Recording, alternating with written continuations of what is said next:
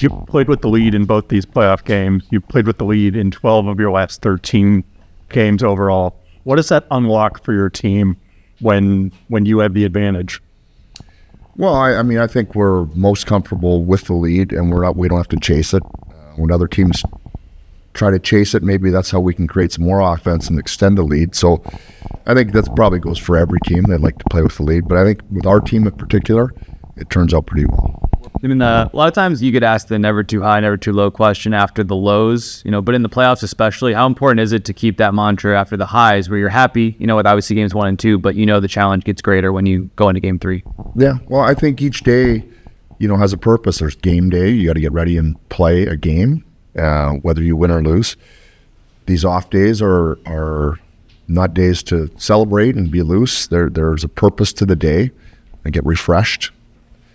So I think if you just keep your focus on what you need to do to keep preparing to win hockey games, I think that'll keep you pretty level-headed. And, it's a broken record, but we've got some people in there that have gone through this before.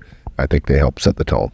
What's the biggest challenge when you go to Edmonton? I mean, obviously, Chris Knobloch's going to have the final change, but what is the challenge when the series shifts to Edmonton for the coaching staff and for this lineup?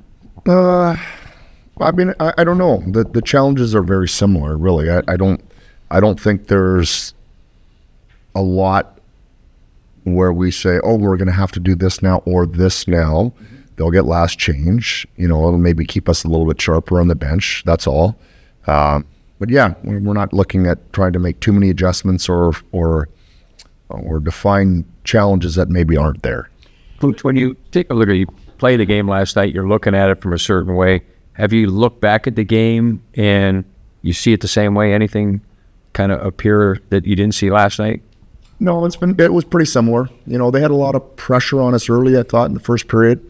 Forechecked us, had some time in our zone, but we kept them on the outside for the most part.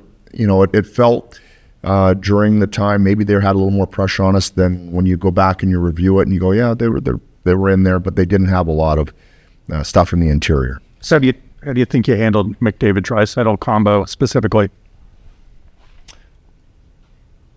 I mean, I think I would just say this. Our team's doing a really good job. So I don't want to single those two out in particular. I think our team's doing a pretty good job defensively without the puck. And we'll have to be all that and more the next game. We can't be satisfied, but we've done a good job. How important is or anybody else? Sorry, how important has it been for this group to keep its composure for these first two games, whether it's during the run of play, after whistles, different things like that? I think that's a really good question, because I think it's been a strong part of our game is we've played hard between the whistles. We've tried to stay out of scrums, and in that type of environment and that type of intensity, it's easy to lose your head. That can then bleed into your on-ice game once the whistle gets started again, and I think we've done a really good job with that. I think we've been composed. I'm glad you noticed, because we felt like we've been pretty businesslike up and down the lineup, which is how we want to be. Years on it. Sorry, yeah, go ahead.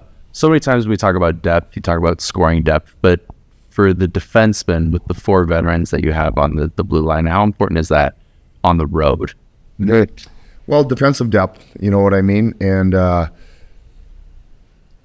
it's important in that when they do get in your zone and they start getting some zone time, that we're strong at our net, strong in the corners to kill plays. And, it is 5 guys, but if you have big, strong defensemen, that can really help, or experience, whatever you want to call it, that can help in those scenarios.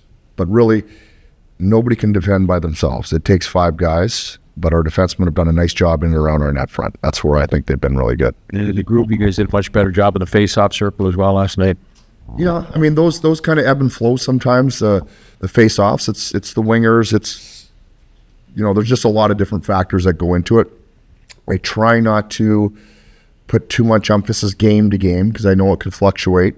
But yes, when you look at the wins and losses and what they've created off the face-offs, game 2 versus game 1, you would say we've done a better job. I know you don't talk about Connor and Leon per se, but you did have a 5-man group that was extremely effective last night because they were playing together. You're not a coach who necessarily wants to chase a matchup. What's that going to you've talked about how you have confidence in whether it's Q or Phil or Anjay. How do you imagine it unfolds in Edmonton in terms of how that kind of matchup might work out for you? Right. Well, I think that's the beauty, if you want to call it that word, of us having all three of those lines match up at different times this year. Somebody's going to be out there, and there's no need to panic. They've done it. They know the job. We're not going to chase it around, and I think it hopefully speaks to the composure. There's a lot of faith in our players, I think, amongst one another, and I think they would hopefully say that the coaching staff seems to have a lot of faith in them at the same time, and so we'll handle it as it comes. It seems like very often after a penalty kill for them, they turn to 97 and 29. Do you think that the 5-forward top power play unit for your group has also given you an edge afterwards to have additional players, specifically defensemen, ready to go against those two potentially after a power play ends? Yeah, I think, Dewey usually plays so many minutes, Drew, and because he's not playing on that top unit, just overall his minutes are down.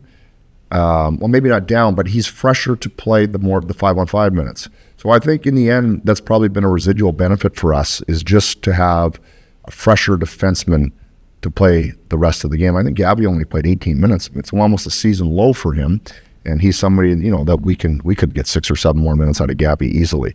But part of that is Drew's fresh because he's not on the first power play. So I think we're in pretty good shape there.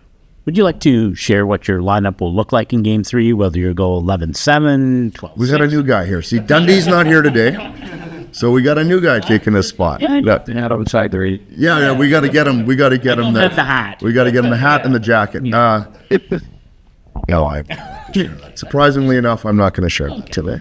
Regular season, we have nice conversations about that kind of stuff, but now we're limiting that. Jim, when a team goes up 2-0 in a series, can that change the psychology for either end of that spectrum from your experience? No, you know what? This is it's so passionate from game to game.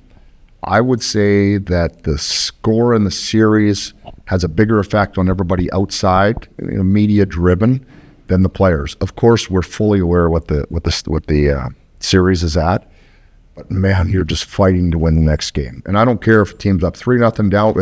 It doesn't matter. Guys, fight to win that hockey game. And if you don't fight to win that individual hockey game, you're going to have a tough time winning it.